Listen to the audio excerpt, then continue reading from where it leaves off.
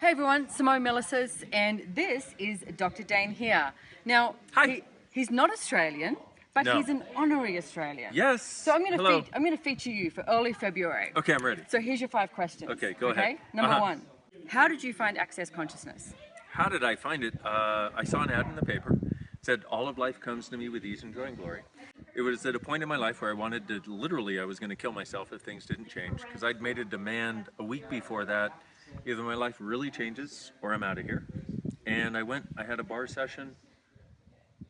It changed everything. Bar session started it. Yeah, the bar session started it with Shannon, who lives in Australia now.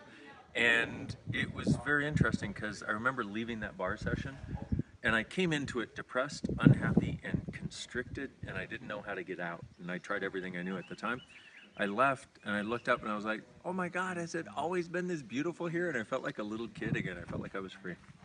Okay, number 2 question, which I think is quite funny, because it's what made you choose to become a certified facilitator. So now Dain owns half the company, but what we're going to do is I'm going to take him back. What made you decide to become a certified facilitator first off? The change that I got from that bar session changed so much in my world, and then the tools that I kept getting, because we would do a bar session every week, and then I would get a tool, and I'd get another tool, and another tool, and every time, what used to happen for me is I would do stuff before Access, and I would feel really great, and then it felt like it just went away and the universe caved in on my head.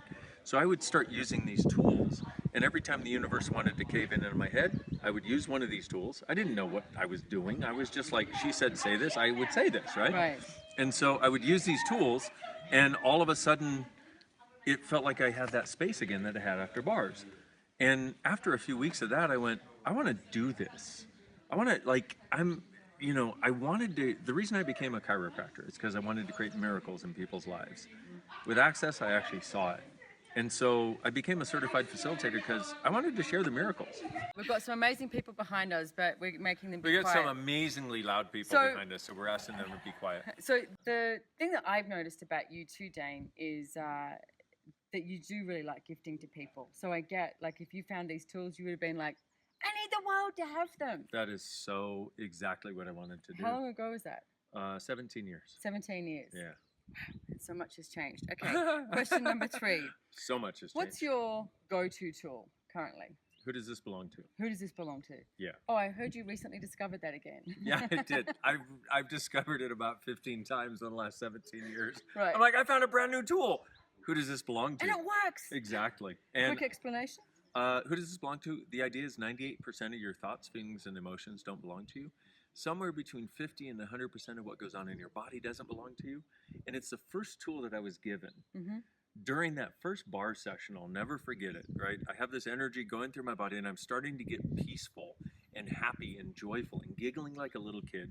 And I hadn't had that in years. And she said to me, Shannon said, she's like, look, 98% of your thoughts, feelings, and emotions don't belong to you. And I'm like, whatever, blah. And she wrote down, she wrote down, who does this belong to?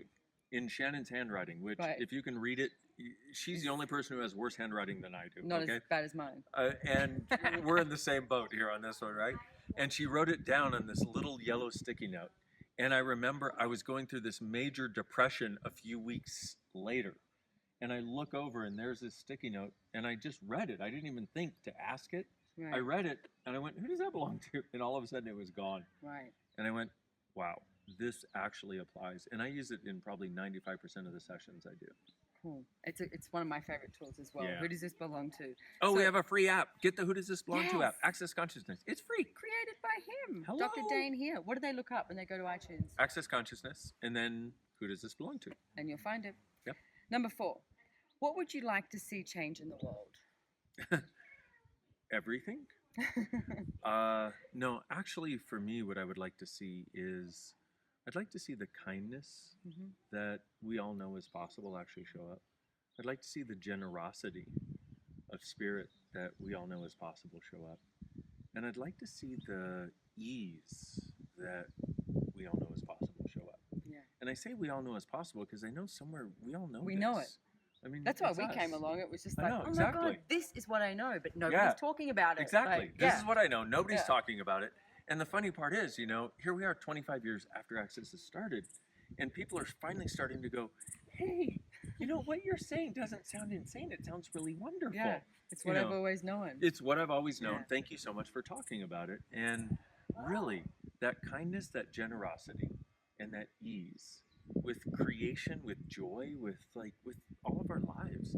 It's like, when you say, what would I like to see change in the world? It's like, I think we all have this sense of, it's a common thread, and we know it's possible. Yeah. And for me, it's like with Access Consciousness was the first thing that came along that I went, they're actually creating everything that I would like to create in the world. Except I just had this concept of like shake people by the shoulders and say, hey, you know what? There's something else. Yeah, and it's like, oh no, exactly. Access actually has the tools and the processes to make this happen. Yeah. And the thing that I do want to say about it though is it's your choice. It's our choice. And if you're willing to make that choice, yeah, you got to be a little different than you are right now. If you keep doing the same thing, you're going to get the same thing.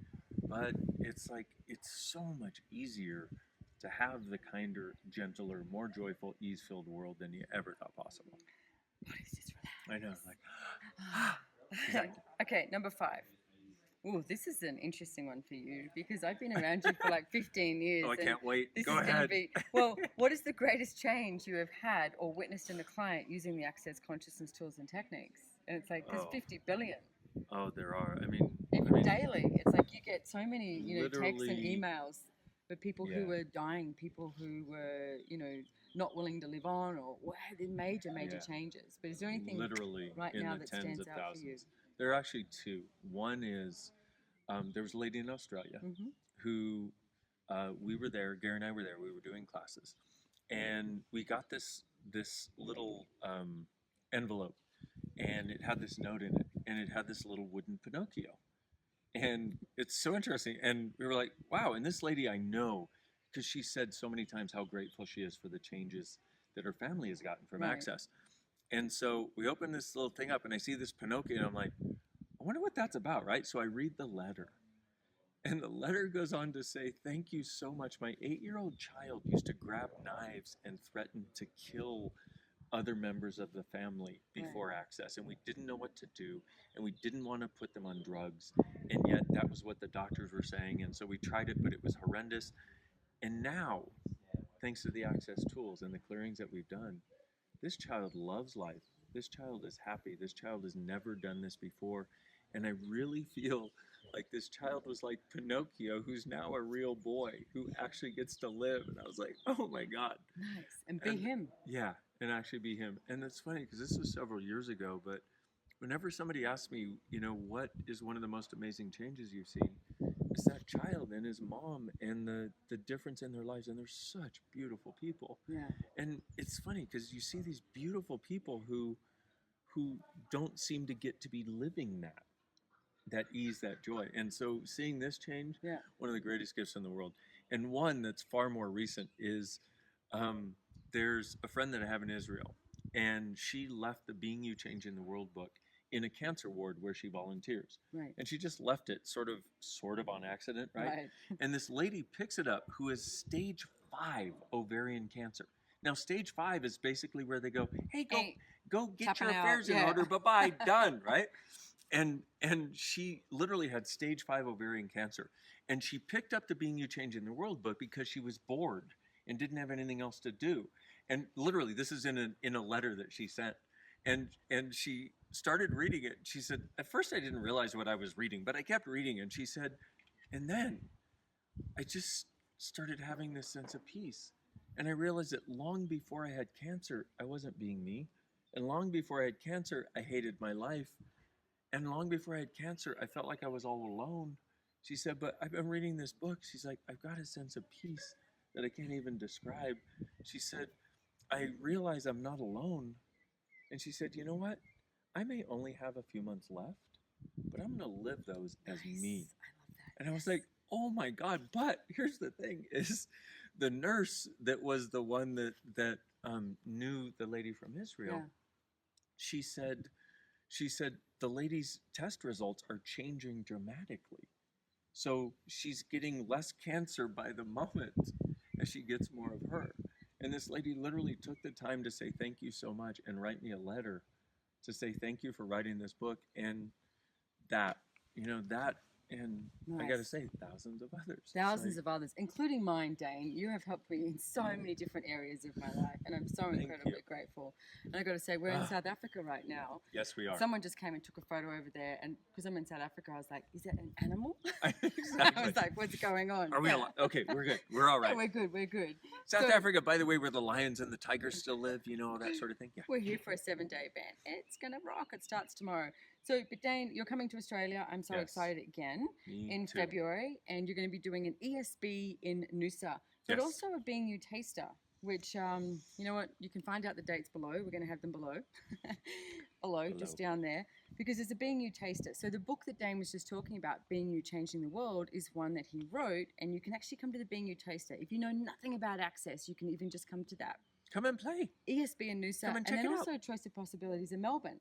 Love Melbourne. Yes. So look forward to seeing you there too. Thank So you. thank you for being our honorary Australian. Thank you. for I'm so February happy to month. be an honorary Australian. I hope the rest of you are okay that I'm an honorary Australian. You got something that- to say, say in that an 10 times, Australian accent?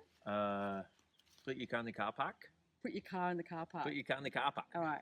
All right. No. G'day. Watch your face in the basin, mate.